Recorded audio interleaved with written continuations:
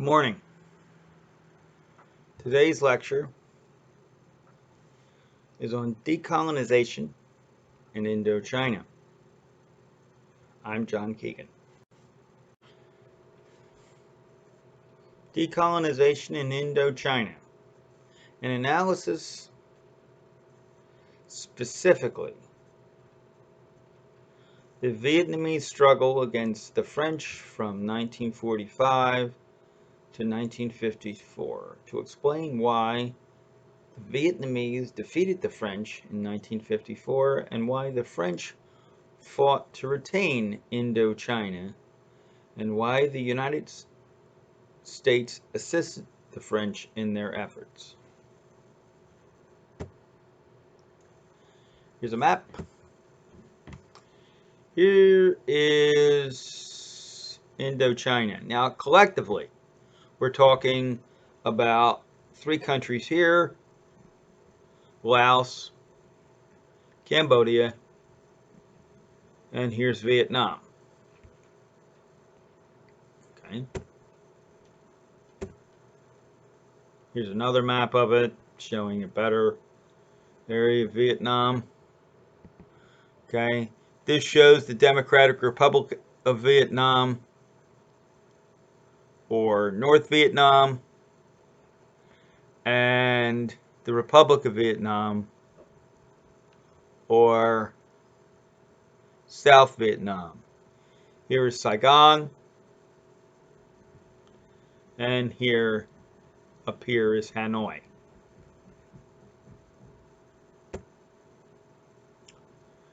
Here's a map of France, Germany, and England.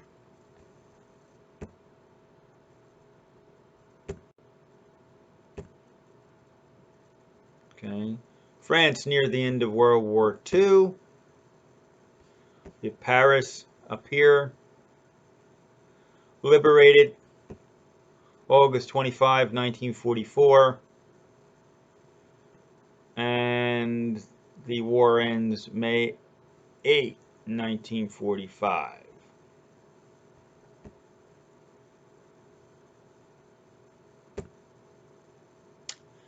The Brazzaville Conference, January-February 1944, was in essence an attempt to meet nationalist demands while preserving and reinforcing imperial unity. Indochina exemplified the dilemma facing the colonial administration. On the one hand, a generation of French liberal colonial officials identified the French Union as a means of French restoration to the first rank of great powers following the humiliations of the Second World War. On the other hand, France's hold on her colonies was at its weakest, and at the same time, France was faced with the nationalist aspirations of her colonial inhabitants. These nationalist movements drew confidence from the events that weakened French power. The Brazzaville policy. Now, while the policy did offer substantial social and economic improvements for all colonies in the French Union, it did not offer independence. There's a quote there. I won't read it to you. You can read it for yourselves. But basically, self-government, let's take the last line of the quote. Self-government for the colonies, including Indo-China, was out of the question.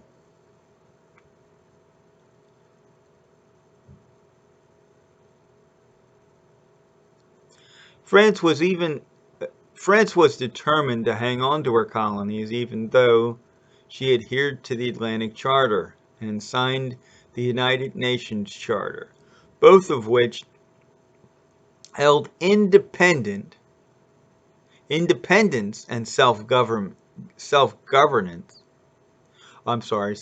Independence and self-determination as inevitable.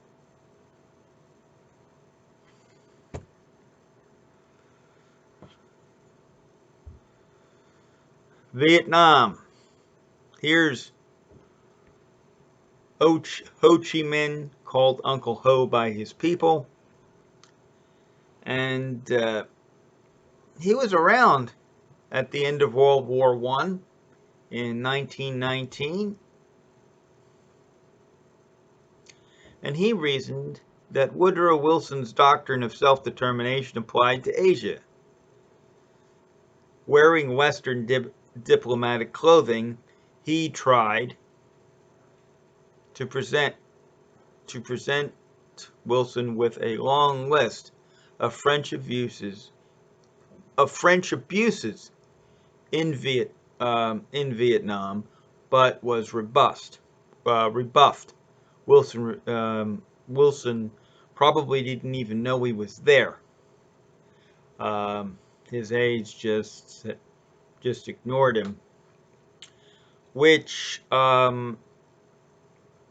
sets up a problem for the United States in the years to come. 1929, he was a delegate to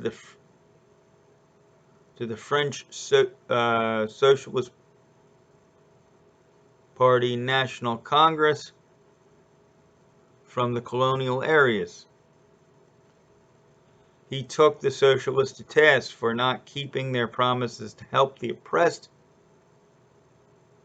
colonial peoples regain their liberty and independence. Now, this comes from a very old but an extremely good book, Bernard Falls, The Two Vietnams, published in 1966. Still available in libraries. It's available if you can find it for under $100. And you're interested in the story of Vietnam, pick it up. It's a good book.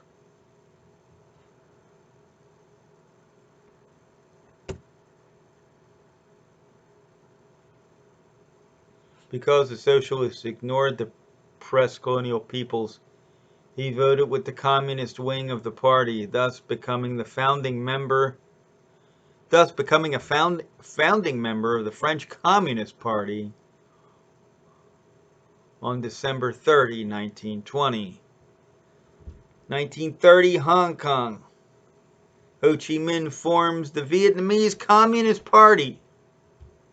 1940, Ho Chi Minh returns to Vietnam after 30 years of wandering and working with French communists, Russia,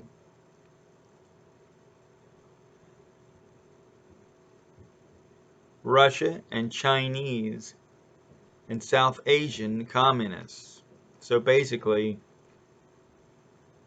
he worked with every communist formation he could find. From 1940 to 1945, Ho formed the Viet Minh, with which he helped the American Office of Strategic Services, OSS for short, fight the Japanese and the VC French administration in Vietnam.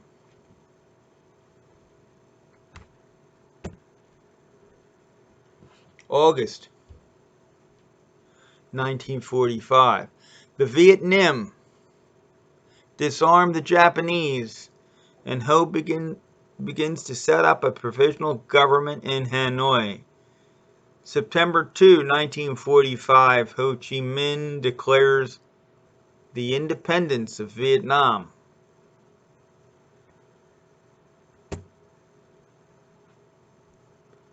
Ho Chi Minh, Declaration of Independence.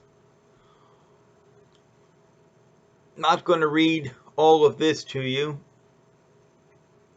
but the first line should be familiar to all American citizens and those interested in American history that are viewing this. All men are created equal. They are endowed by their Creator with certain inalienable rights. Among these are life, liberty, and the pursuit of happiness. Then the next paragraph goes on to say that he took that quote from the American Declaration of Independence.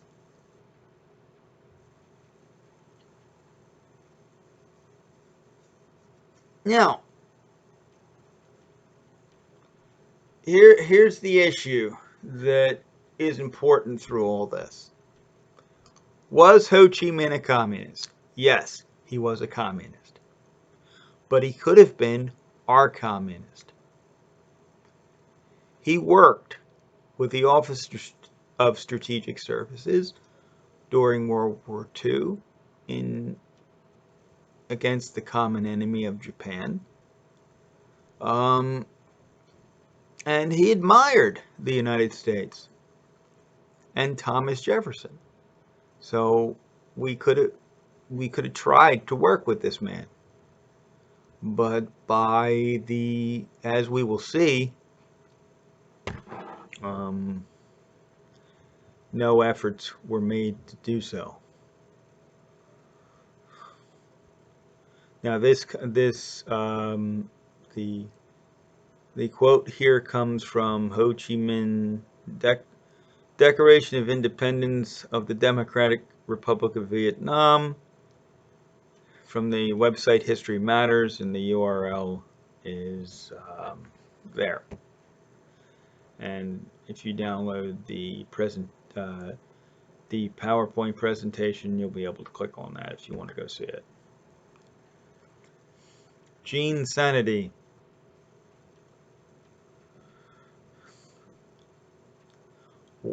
Was sent by the French government to Vietnam. He arrived on August 22nd, 1945 in Hanoi. His primary mission was, among other things, to work out an understanding with Ho Chi Minh. Even before September 2nd, 1945, it was obvious to him that Ho Chi Minh's government could not be ignored. Sanity, along with others in the French government, urged negotiations with Ho Chi Minh. And guess what didn't happen, kids?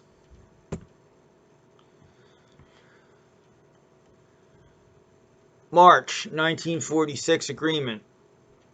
French recognized the Democratic Republic of Vietnam as a free state, having its own government and parliament, and forming part of the Indo-Chinese Federation within the French Union. The Vietnamese agreed that the French army should relieve the Chinese north of the 16th parallel. Ho Chi Minh agreed to allow the above because he realized Vietnam needed French economic aid. Hardliners on both sides were not pleased.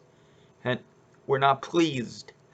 disliked the agreement, for it said nothing about independence. Some in Paris disliked the idea of negotiation altogether. Two more conferences were held between September 1946. Both failed, leading Jap to conclude that the French are not to be trusted. General Ven In Jap. Vietnamese are very, very difficult. Okay, let me just Going to end the show here on that note and just real quickly fix that slide without stopping anything. All right, let me pull this down here. Okay. Now, getting back there. Thank you for that pause.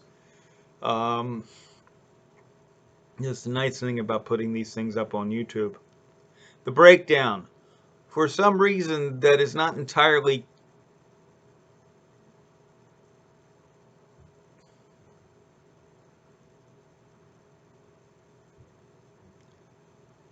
clear to me at this point in my research, in November 1946, the French Navy bombed Haiphong Harbor.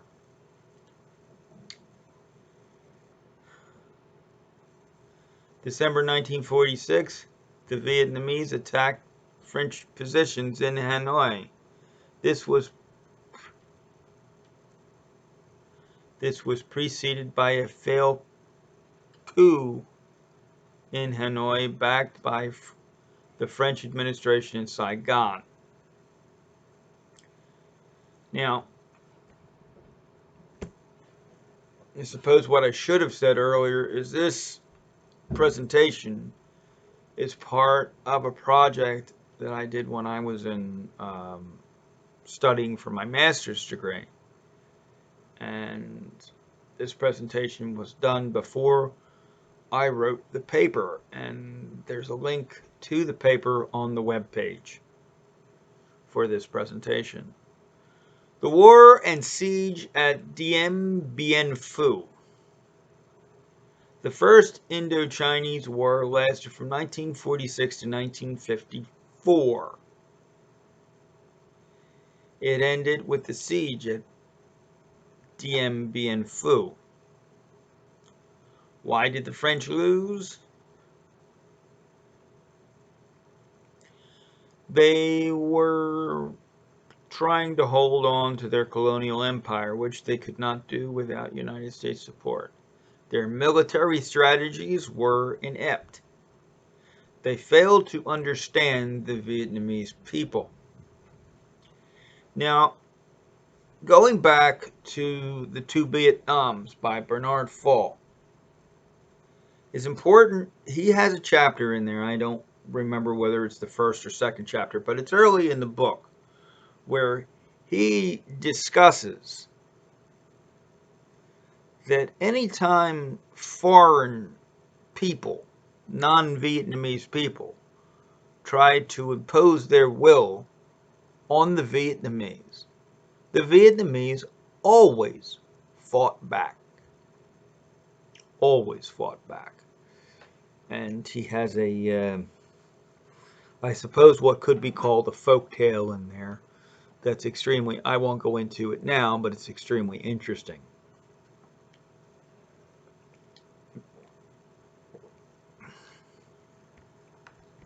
And this failing to understand the Vietnamese people will plague the United States in the years after 1954.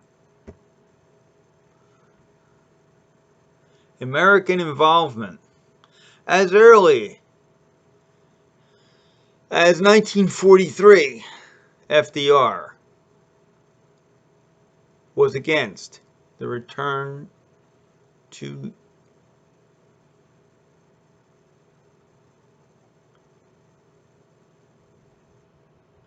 the European colonial order.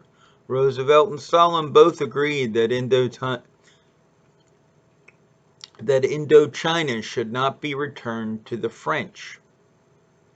Roosevelt had a vague idea of trusteeship, leading to self-government and eventual independence, in accordance with the Atlantic and United Nations charters.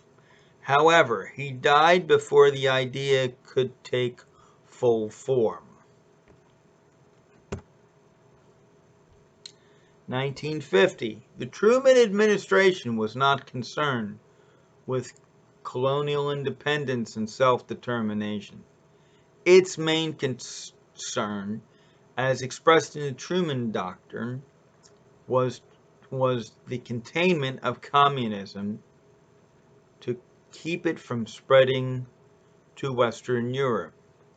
Thus, a stable anti-communist French government was important.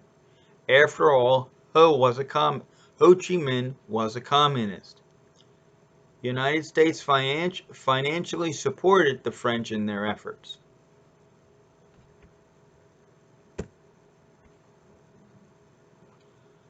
The Eisenhower administration, in order to keep Indo-China from falling to the communists, as China did in 1949, put two conditions on further French aid. The French had to get aggressive and to make firm promises of independence for Indochina. However, Eisenhower, due to the insistence of his Joint Chiefs of Staff, stopped short of active military support, which was what the French needed at Dien Bien Phu. Now, here is the link to the presentation bibliography. Here is the publication information. Here is my email address and my websites. If you have any questions, please email me. And that brings this lecture to a close. And see you next time.